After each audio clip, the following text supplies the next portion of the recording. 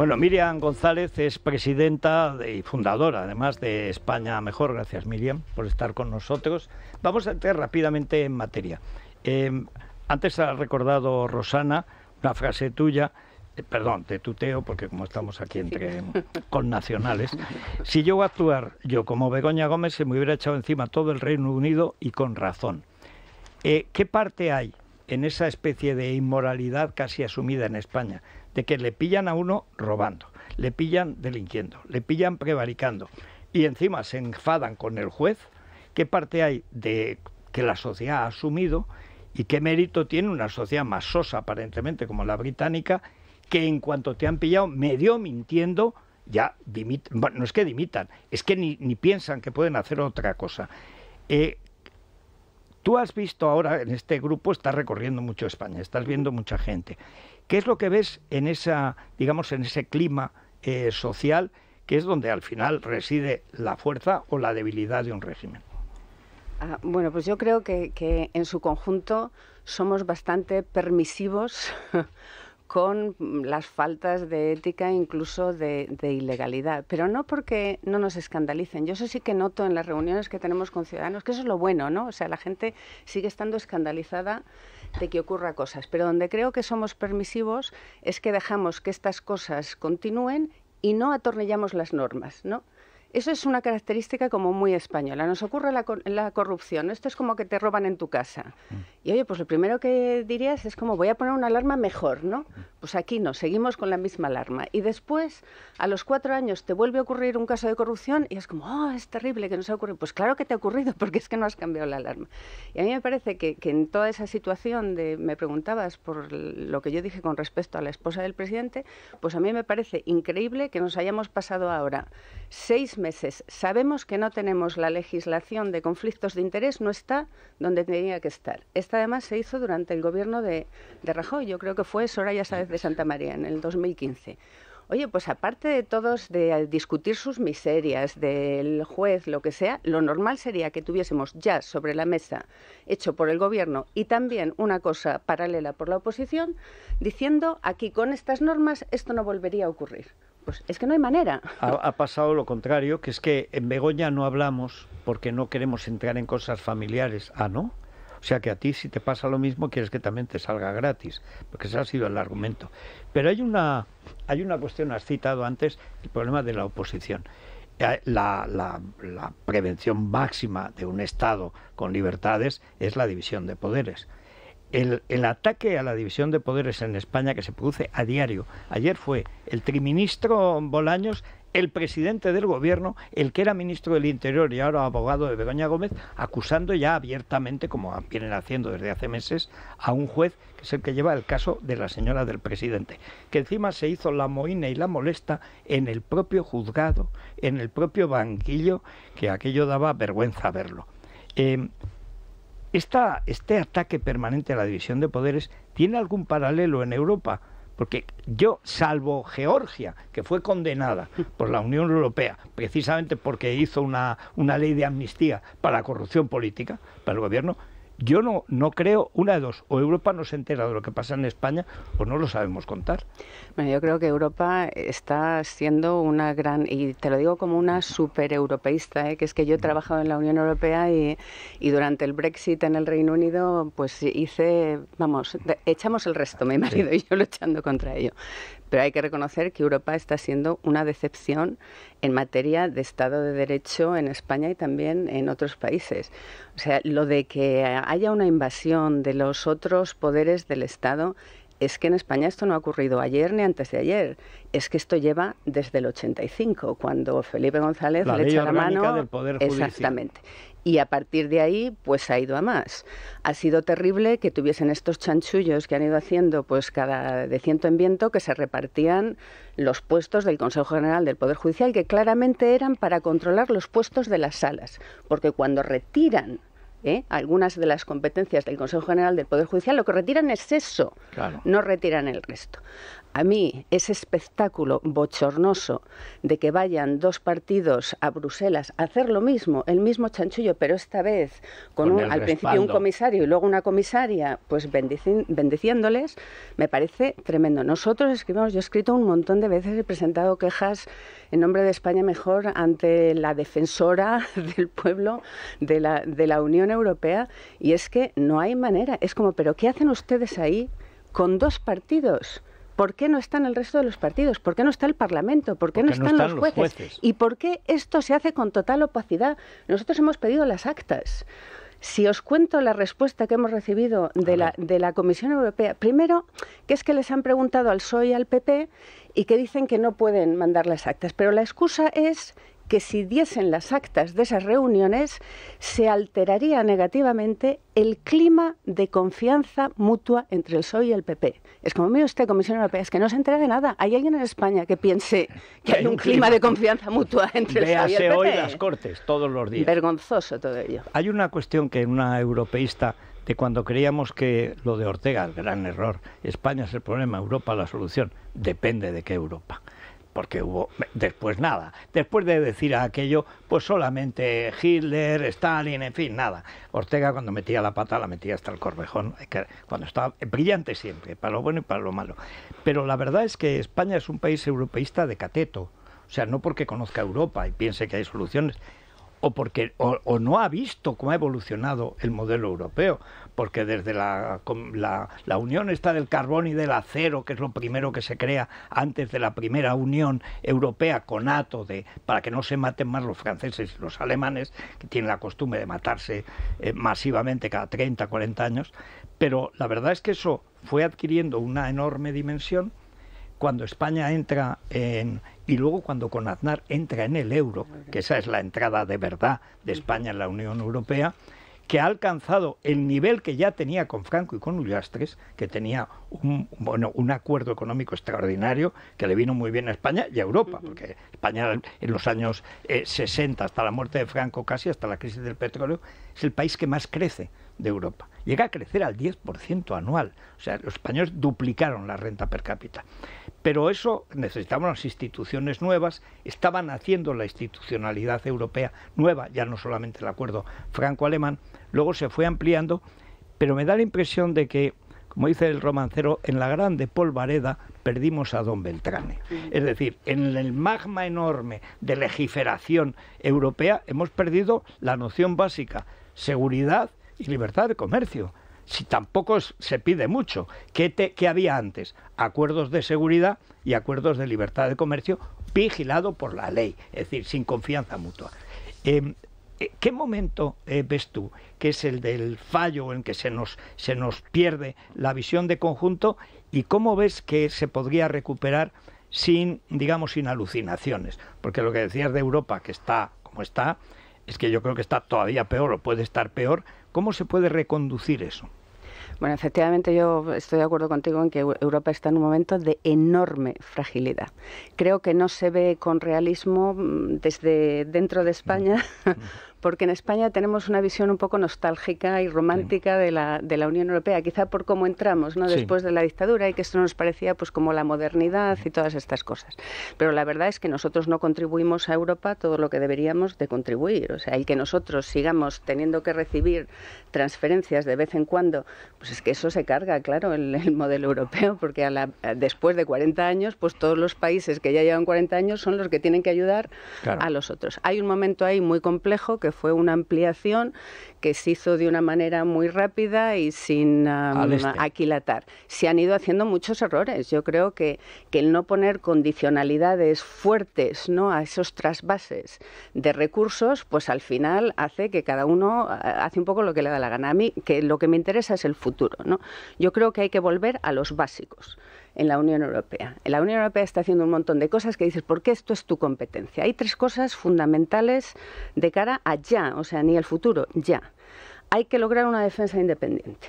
Pues es que te pueden retirar la defensa, pero la tienes que pagar. Claro. En España estamos por debajo del límite, bueno, de los que menos de la OTAN. Es que eso hay que contárselo a la sociedad. Segundo, necesitamos un modelo de lenguaje de inteligencia artificial nosotros propio.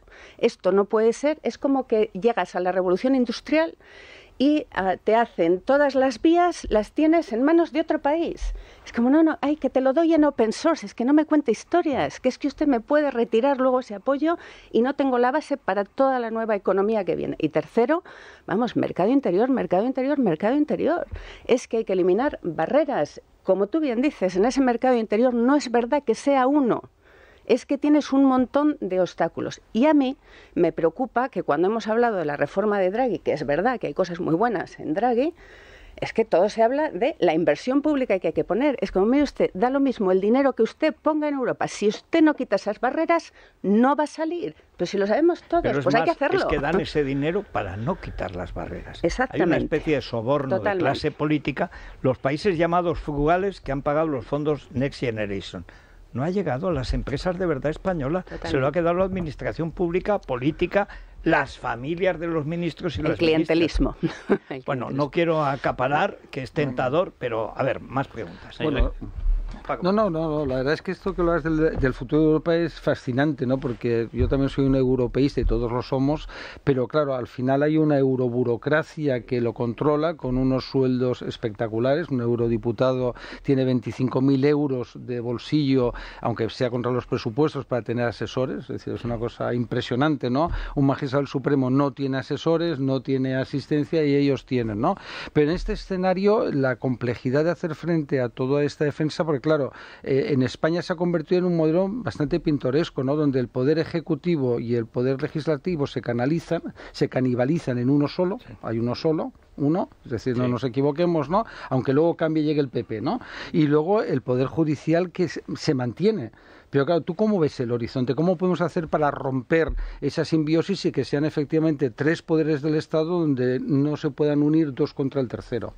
Bueno, yo con respecto al Poder Judicial siempre he defendido que hay que volver a dejar a los jueces que elijan todos los miembros del Consejo General del Poder Judicial, que era lo que estaba originariamente en la Comisión. Y además es que yo defiendo que en la sentencia del Tribunal Constitucional, después de esa terrible ley orgánica del Poder Judicial, ahí ya se avisaba que si esto iba a dar lugar al mangoneo de los partidos políticos, esto sería inconstitucional. O sea que creo que incluso estamos... es que es verdad, ¿no? Y además el Constitucional que prevaricó a conciencia, como en lo de Rumasa y en la ley del catalán es igual.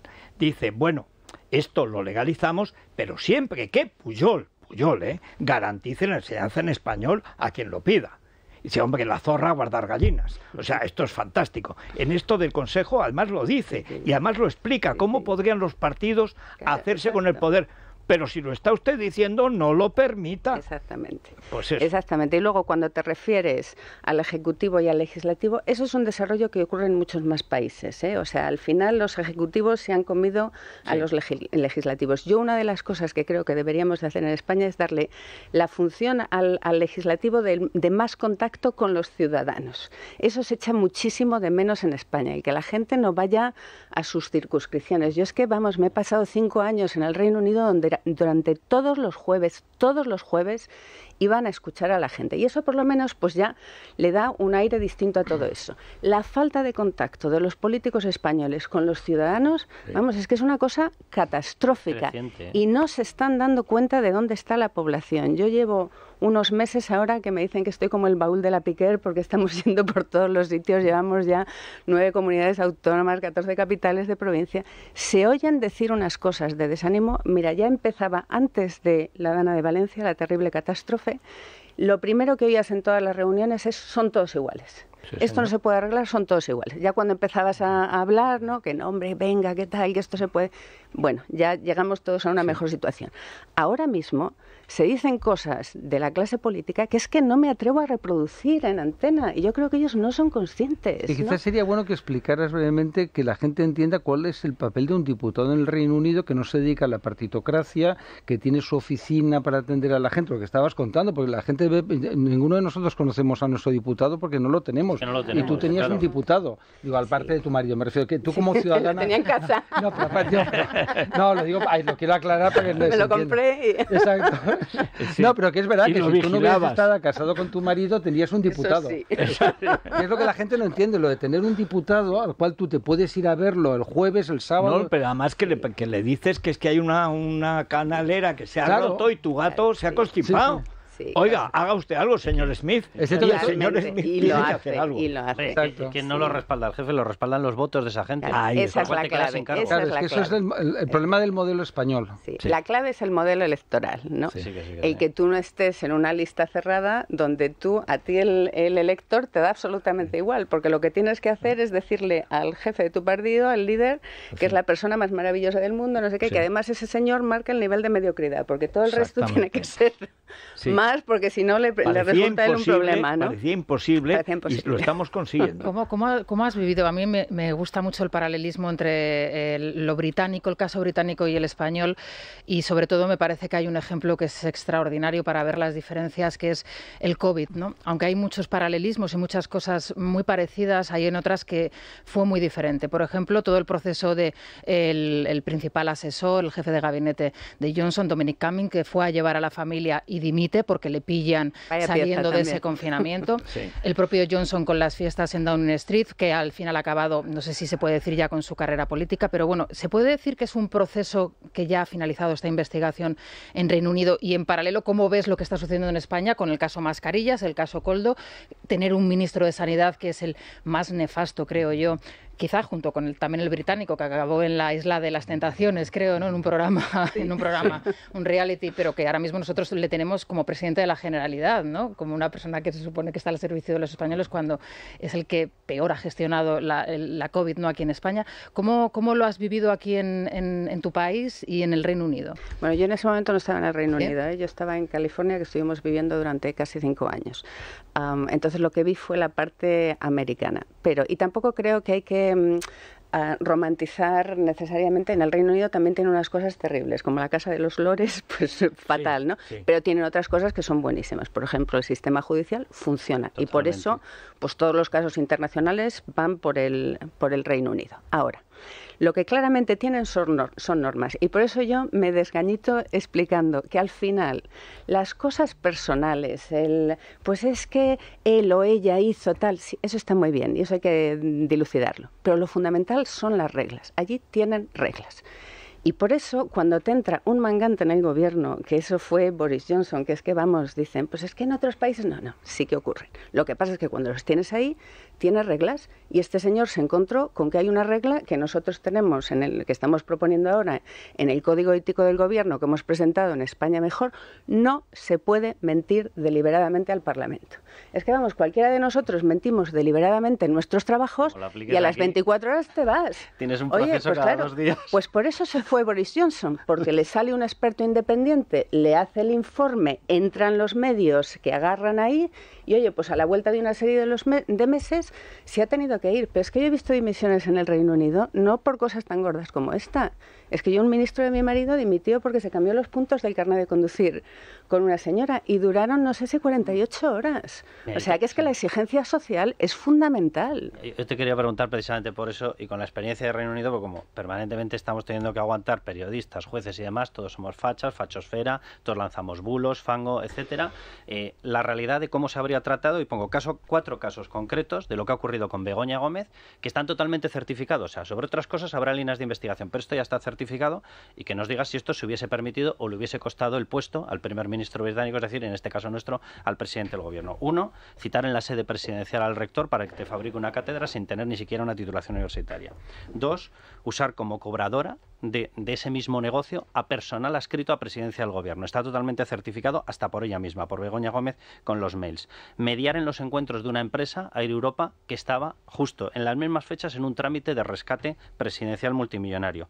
Y hacer negocios con agenda oculta, que se ha estado además declarando secreta, en los viajes presidenciales y utilizando desde el Falcon a todos los medios presidenciales. Estas 4 cosas que están totalmente certificadas, la última, por cierto, hasta por un comunicado de la Embajada de Ghana, oficial. Estas 4 cosas se hubiesen permitido en Reino Unido o le hubiese costado el puesto al presidente del Gobierno, allí primer ministro. Pero es que a mí me parece que lo fundamental es que no hubiesen ocurrido, porque es que como tiene sistemas preventivos, pues que es, claro, no alguien lo hubiese cogido cuando se presenta una carta de recomendación, cuando tal, pues alguien de esa organización, de la administración que le has puesto como un sistema preventivo, pues lo hubiese retirado. Y si se produce, pues si tenemos, en el Reino Unido, que simplemente porque yo lo conozco, pero es que hay muchos otros países donde ocurren estas cosas, que no son solamente los anglosajones. Los sistemas preventivos llevan recomendándolo los organismos internacionales, la OCDE, desde el 1993. Es que hace medio siglo. Ahora acaban de tener un incidente con una ropa, un dinero que les da para comprar ropa tanto del primer ministro, que llaman allí, como la mujer del primer ministro. Pues es que tú ves la diferencia. Estos señores se dan cuenta ellos de que no lo han reportado. Van ellos y dicen, ¡hey!, que hemos cometido un error, no hay que esperar a que nadie te lo diga. Sale el primer ministro y hace una rueda de prensa y da explicaciones detalladas. Pero si es que no tenemos explicaciones detalladas aquí. Devuelve parte del dinero, que bueno, eso sería una revolución en España, bueno, que alguien devuelva algo de dinero. Iría a la cárcel. Y lo fundamental, en el Reino Unido la mayoría de la prensa es muy de derechas, pues el gobierno es de izquierdas. ¿Quiénes son los que han sido más incisivos con el primer ministro en esto? La prensa de izquierdas. Porque de todas las anomalías que tenemos en España, a mí me parece que la más anómala es que haya periodistas que se levantan por la mañana, se lavan los dientes, se dan una ducha y dicen, no, hoy me voy a ir a defender el poder. Es que si eso no funciona, nada funciona. Bueno, hay muchas preguntas también para Miriam. ¿Y por dónde van más o menos, Silvia? Bueno, son bastante variadas. Ha despertado mucha curiosidad esta entrevista, su visita al programa. Como sabemos que tiene prisa, hoy sin pausita les escuchamos y si puede nos responde. ¿Cree que el pueblo británico quiere volver a la Unión Europea o hay todavía más partidarios del Brexit después de la experiencia de estos poquitos años que llevan fuera? Con el caso que ha pasado aquí en Valencia sobre el tema de la Dana, ¿usted no cree que todo el gobierno en pleno tenía que dimitir inmediatamente y que tenían que haber rodado cabezas desde el primer día? Y sobre todo, que la gente se está olvidando de Valencia. ¿Qué es lo que hubiese pasado allí si hubiese esto pasado en Inglaterra? ¿Qué opinión tiene ella de que Yolanda Díaz y con el asunto de la vivienda y de todo, poniéndole trabas a los alquiladores, a los alquilados y ellos viviendo en pisos de 500 metros cuadrados? Señora González, usted habla de la responsabilidad de la sociedad civil en el futuro de España, pero ¿qué puede hacer esa sociedad civil si está totalmente pisoteada? A la agricultura y a la ganadería le imponen unas leyes que incumplen los productos que se importan.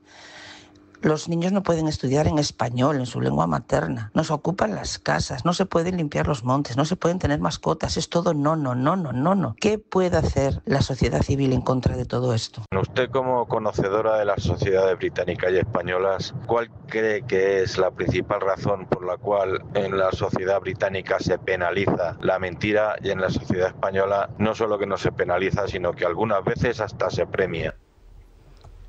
A ver. Son muchas preguntas. Sí. Empiezo por lo más fácil. Brexit, yo creo que si hubiese un referéndum, los británicos volverían a la Unión Europea, sin duda. Además, yo tengo mucho miedo de que se pueda romper la Unión Europea, y yo creo que si fuese alemana, ahora mismo estaría pensando que una unión flexible con el Reino Unido y Francia y unos pocos otros países seguramente me resulta más útil que esta unión tan rígida que tenemos, que para nosotros implica que hay que volver a hacer méritos, como España. Sí. O sea, que hay que poder entrar en el euro otra vez. Sí. Exactamente. Con respecto a las situaciones generales de las normas y de por qué aquí se puede mentir, etcétera, etcétera. A mí me parece que una cosa que tenemos que tener claro que tenemos en la sociedad española es miedo. Hay miedo a significarse.